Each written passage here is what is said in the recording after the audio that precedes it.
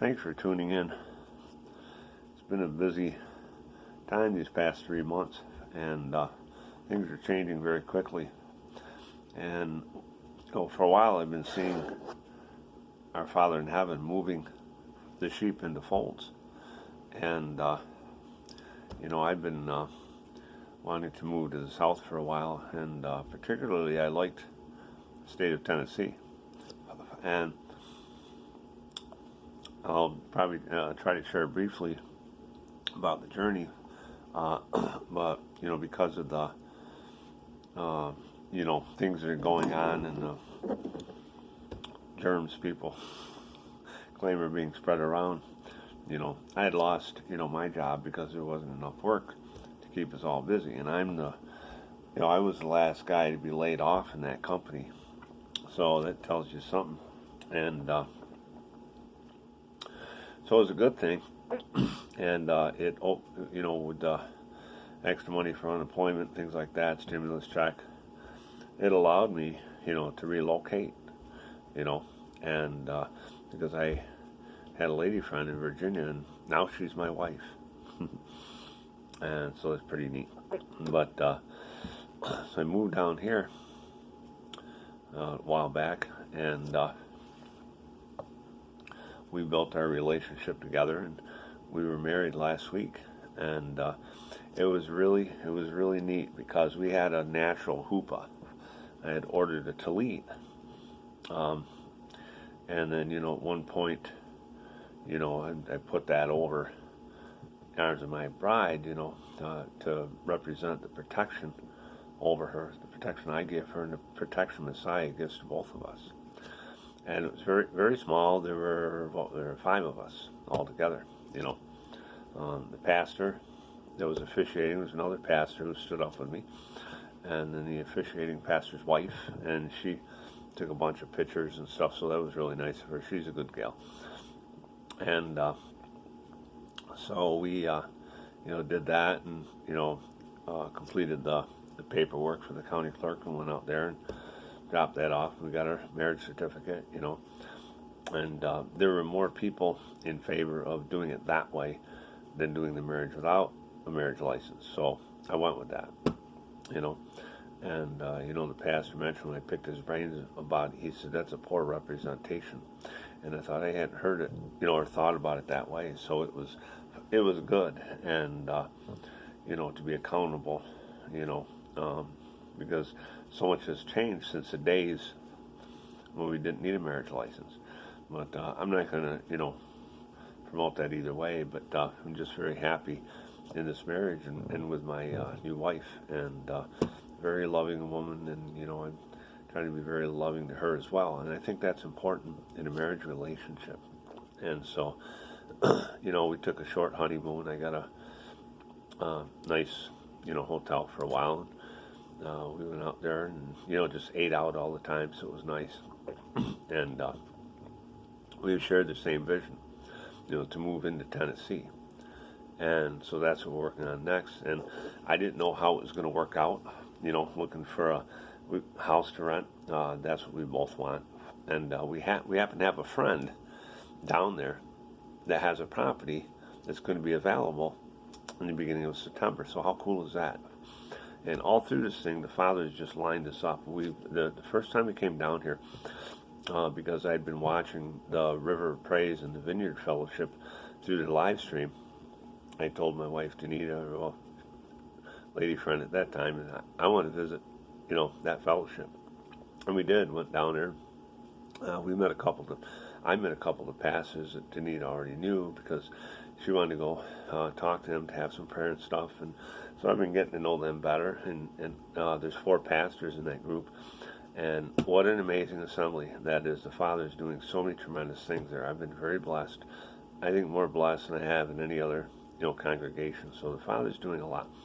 Nobody's perfect there. We're all growing together. But that's the cool part of it.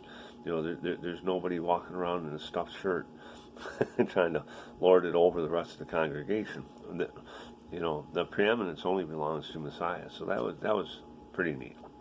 And they got a lot of good things going on there. A lot of services, I wasn't aware of. I mean, they do Pentecost, the week long or whatever it is. So I was here for that. Before I had to go back to New York for a while. I had to come down here, go back, and then start moving down and go back in one last move. So 3 trips. It was a lot of driving, especially going through those mountains in West Virginia.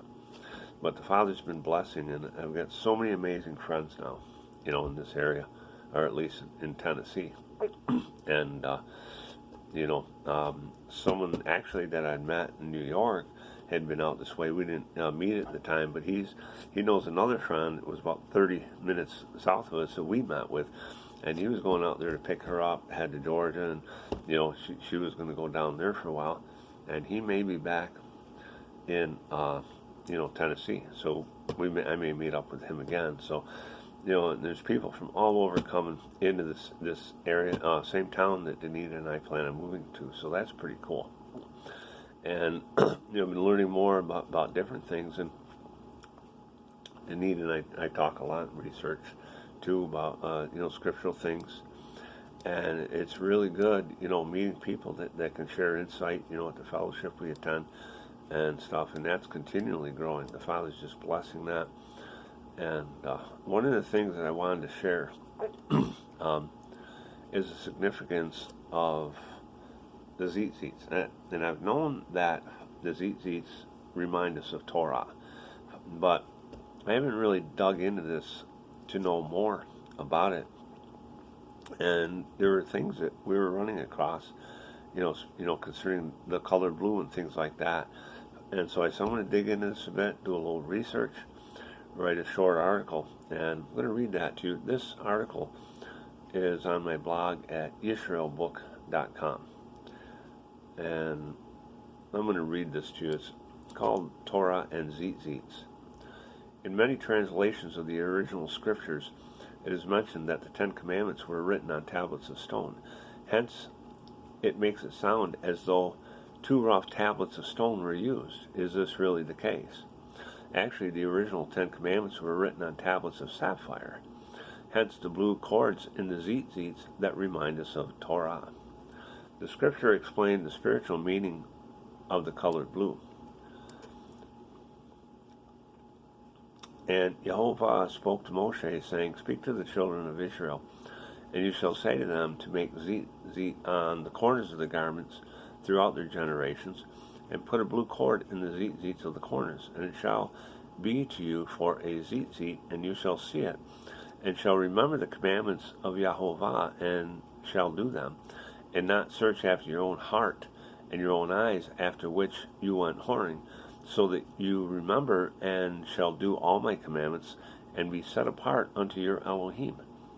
And I am Jehovah, your Elohim, who brought you out of the land of Mitzrayim to be your Elohim. And I am Jehovah, your Elohim. Numbers 15:37 through 41 in the Scriptures 2009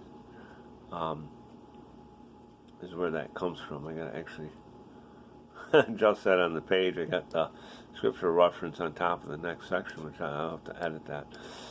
The scriptural message in Numbers 15 for the blue tassels or rib bands is intentional sinning. But the being who does whatever defiantly, whether he is native or a stranger, he reviles Jehovah, and that being shall be cut off from among his people, because he has despised the word of Jehovah and has broken his command. That being shall certainly be cut off. His crookedness is upon him. Numbers 15:30 and 31 in the Scriptures 2009. So what is the significance of the blue? It is known that the tablets of the 10 Commandments were cut from the clear blue sapphire seen on Mount Sinai. When Moshe ascended Mount Sinai, it was of sapphire stone. And Moshe went up, also Aharon, Nadab, and Abihu, and 70 of the elders of Israel, and they saw the Elohim of Israel, and under his feet, like a paved work of sapphire stone, and like the heavens for brightness. There came a voice, that passage was from Exodus 24:9 and 10 in the Scriptures 2009. there came a voice from above the expanse over their heads. Whenever they stood still, they let down their wings. Above the expanse over their heads was something like a throne resembling a sapphire stone. Above the shape of the throne was a figure of human appearance. From what appeared as his waist upward, I saw a glowing metal looking like a fire encased in a frame. From what was like his waist down, I saw the appearance of fire radiating around him, like the appearance of the rainbow in the cloud on a rainy day. So was the appearance of the radiance. It was the appearance of the likeness of the glory of Adonai. I saw it, fell upon my face, and heard the voice of the one who was speaking. That's from Ezekiel 1:25 through 28 in the Scriptures 2009. The Ark of the Covenant in the most holy place of the sanctuary, the throne of Elohim's presence, or the Shekinah glory, contained the blue sapphire tablets of the Ten Commandments, hence why the Ten Commandments are blue.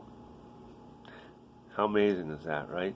It was pretty neat when I ran across this little tidbit. And, I've known for a while, the intelligent design, in creation and other things. And there's more I'm learning about, the Father's intelligent design, how he puts all this stuff together with pinpoint accuracy, and it holds meaning. It's just not a fun thing you put together. It holds meaning. And, when I realized, even just knowing a while back that Tzitzitz reminded us of the Torah, I began wearing them on Sabbath. Now, some say you can wear them all the time. You possibly could. The reason I don't wear them every day is I know I'm going to wear them out too quick, especially if I go back to work and construction work. They're going to be destroyed within a week. So, I want to keep them for, important times and stuff like that. And I visited people with that. I had one little boy ask me, what are those for? And I explained to him. And his dad probably should have known. I don't know. His dad was, is a believer. And so I told him, I said, well, those remind us of Torah. And I just left it at that, And but it's very interesting, the significance and detail of the Father's work, that he reveals all these things to us. And so I hope that's encouraging to you, and that the Father continues to bless you and keep you in all your ways. Thanks for watching. If you haven't yet, please subscribe to the channel, give it a thumbs up. Stay blessed. Shalom.